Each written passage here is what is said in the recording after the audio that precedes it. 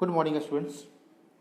In last video, we had discussed about Java variables, uh, declaring and initializing variables, uh, creating new project in BlueJ, how to compile, how to execute the programs.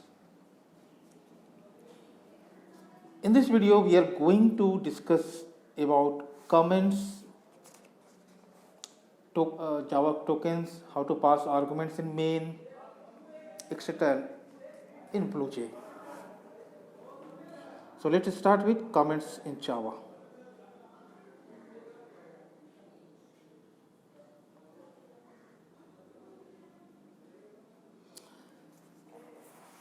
Comments are used to explain the program or documentation of the program for others to understand what the program is intended to do. Comments are ignored by the compiler and not treated as executable part of the program. Here are two types of comments. First one, single line comments. This is preceded by double slash. For example, here written for the here it explain about the registration number that unique for every student. So here registration number it tells the other users to that it should be unique for every student.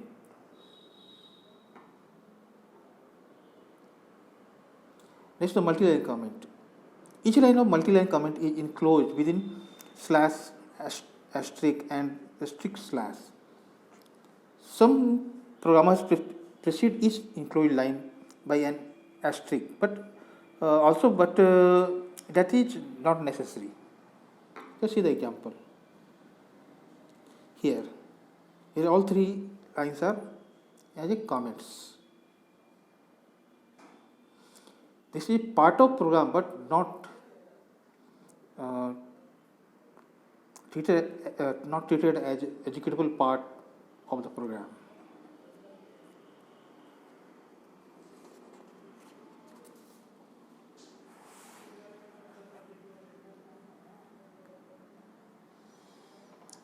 Now let's see how to pass argument to the main. Arguments are the values passed to a function for processing. Let us try a simple program to see how arguments are passed to the main while running the program. Double click on my class to open it in the editor and modify the main so that it looks like as shown here. Compile the program and close the editor and run main. In the method call dialog box,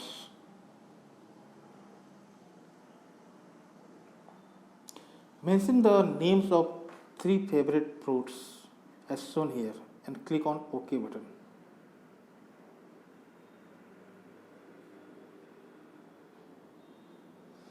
When we run main, we pass 3 arguments and the output will show like this.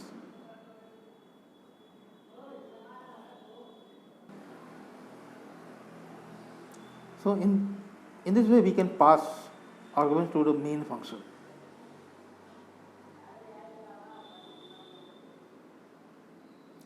When we run main function, we pass 3 arguments, the names of the fruits like this in double quotes, mango, apple, guava. These three values are stored in the variable str like this. Variable str will have as many cells as the number of arguments passed, and each cell stores one value according to the sequence of the arguments. Such a variable which store multiple values of same type in the sequence are called array. Here str is a string type array. The index of the values in an array is 0 based, which means the first value takes the position 0, second 1, third 2, and so on.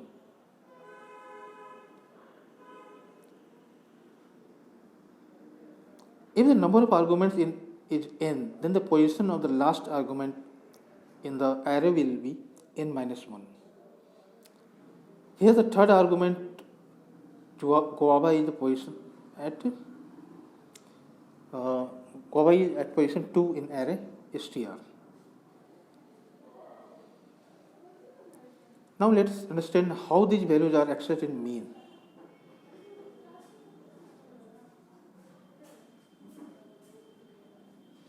See the following lines of codes. System.out.println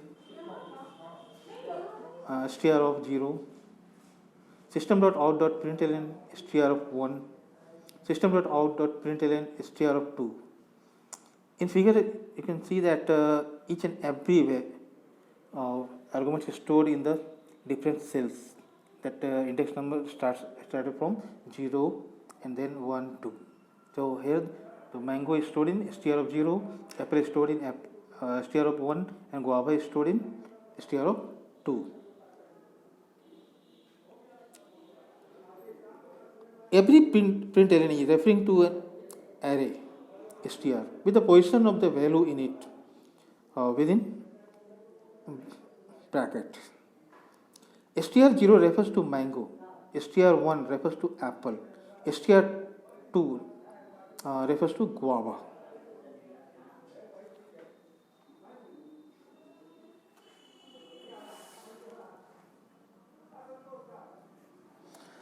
Now let's discuss about the system.out.print and system.out.println. What is the difference between these? Both are used to display message on screen, but there is some difference. You must have seen that println and print function have been used in displaying output of our program. These are Java functions which take a value and print it on the standard output device, that is monitor. Println display the given value and append a new line character also to output so that next output appears on the next line. Print function does not add a new line character in the end. We know that print and println display output to a standard output device monitor. Both of these methods are defined in inbuilt Java object out. Out represents a standard output device or a stream of output characters. System is the Java class in which object out has been defined. Hence we access print and println method as system.out.print function and system.out.println respectively.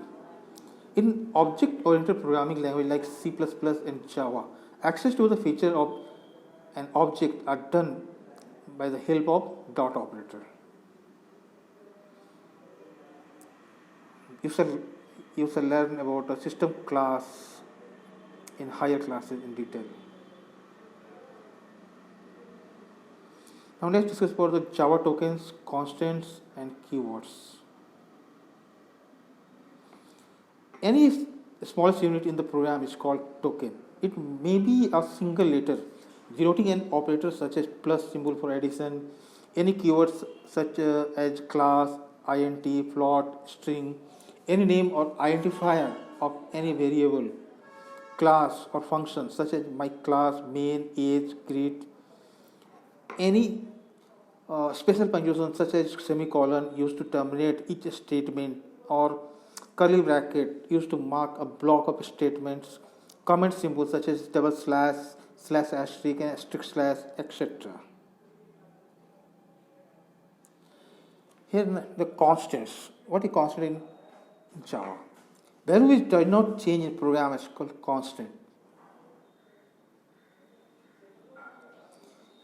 Here three types of constants available in Java. First, the number constant. They are numeric and real constant like 75, 85, 78.09, 12.99, etc. Character constant. These values are single characters enclosed with single quotes like A in single quotes, L in single quotes, F in single quote, 5 is equal to etc. Note that single digit within single quotes is also a character. Next one is string constant. The sequence of characters enclosed within the double quotes like New Delhi, Ravi Kumar, in double quotes the numbers, etc. These are string constants. Numbers enclosed within the double quotes also treated as a string.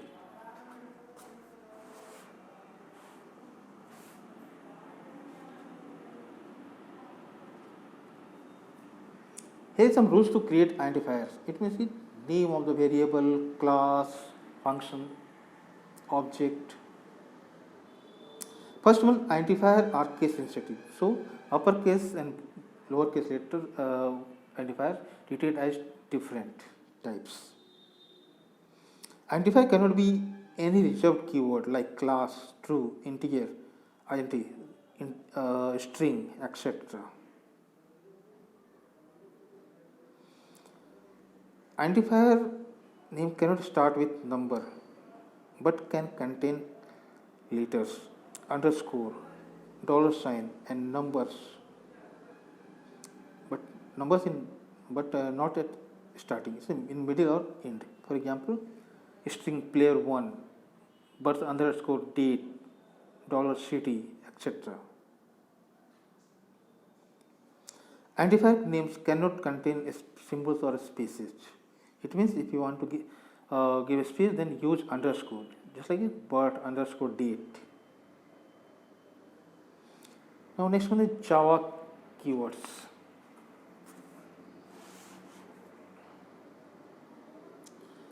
Keywords are the building blocks of a programming language. All the words which are reserved as part of syntax of programming language are called keywords.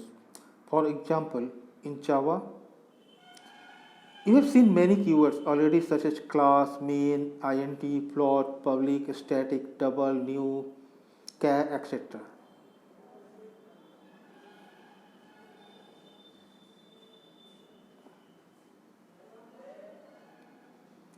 Now next one, operators. Operators are used to process the data input to the program and to evaluate conditions. Operators are operators that process the data work upon the values through arithmetic operators. Conditions are evaluated by the help of relational and logical operators.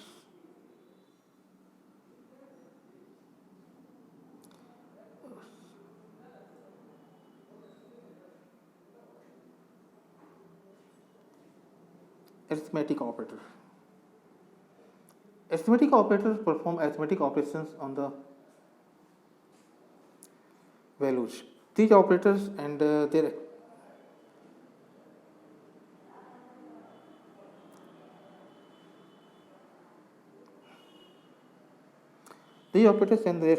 expression are given here. Arithmetic operator returns the type of values which they are working upon. For example, here 10 plus 3.2 will return 13.2, which is a float type or double type, while 10 plus 3 will return numeric or integer value. Here is some operators, arithmetic operators for plus sign, like for addition. For example, if the value of a is 15 and the p is 6, then a plus b will return 21. Here the minus sign for subtraction. So here, according to the given example, a minus b will return 9. But here multiplication sign, asterisk symbol, then a and b will return 90. Here division slash third division, it means a division b will return 2.5.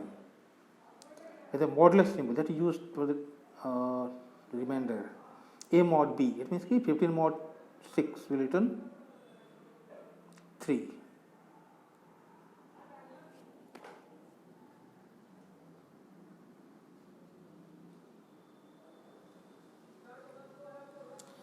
Now the relational operators. Relational or comparison operator compare two operands and return true or false. Relational operators are in Java summarized here. First, smaller than. Here's the example. If A is 2 and B is 5, then A is less than B, you return true. Yes, 2 is less than 5. It's a true. A rational operator always returns value in true and false.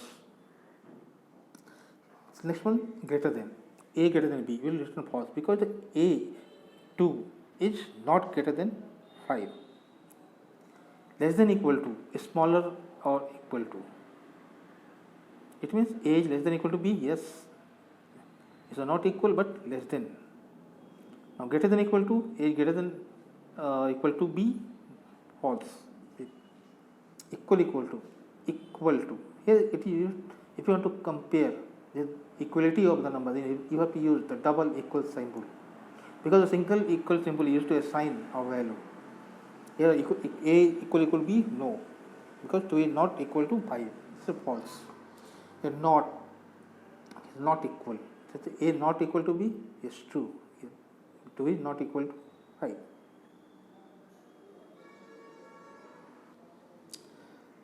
Java also provides the unary and binary operators. The values on which any operator works is called operands. Operator that works upon single operand is called unary operator, while that works on two operands is called binary operator. Java also provides ternary operator that works upon three operands at a time.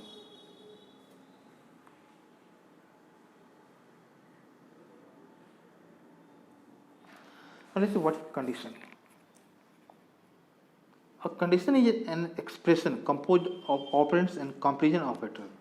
For example, A is greater than or equal to 15 is a condition. Conditions are evaluated using program control construct. Okay, we will discuss about this in the next video.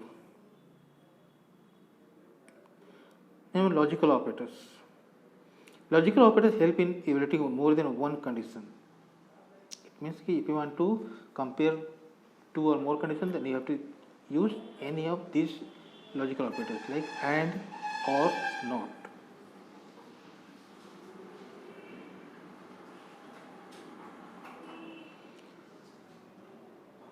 Many times we need to convert a value from one type to other in our program. Java provides inbuilt classes for such conversion. Remember public static void main in bracket string str. Here arguments passed into main are all string type. That means if we pass numbers as arguments in main, they will be treated as string type, but to perform arithmetic operation on them we need numbers.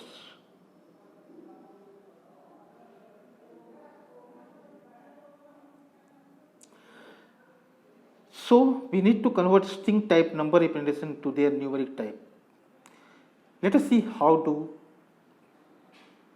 we do that for changing an integer class. Java provides an inbuilt class integer which provides conversion method. One such method is parse_int. It takes string type value as an argument and return it in integer form. For example, x equal to integer.parseInt in double quote 50. It means here the 50 is treated as string. We return an integer value 50 in the variable x.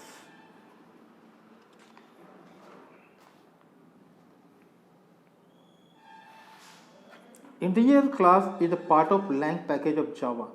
So in your Java program, it should be imported as java.lang.integer.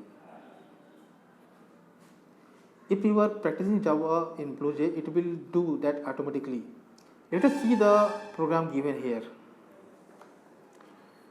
While running this program, pass value 9 as argument as shown here within double quotes. String 9 will store in str of 0. Just the first cell. In the statement, integer.parseInt is string of 0. Value of str0 that is 9 is passed into parseInt, which converts string 9 to integer 9 and return it. Integer 9 is assigned to the variable x sitting on the left hand side of the assignment operator equal to. Finally, println in next statement is displaying 9 multiplied by 9, that is 81 as a output. So that's all for today. Thank you.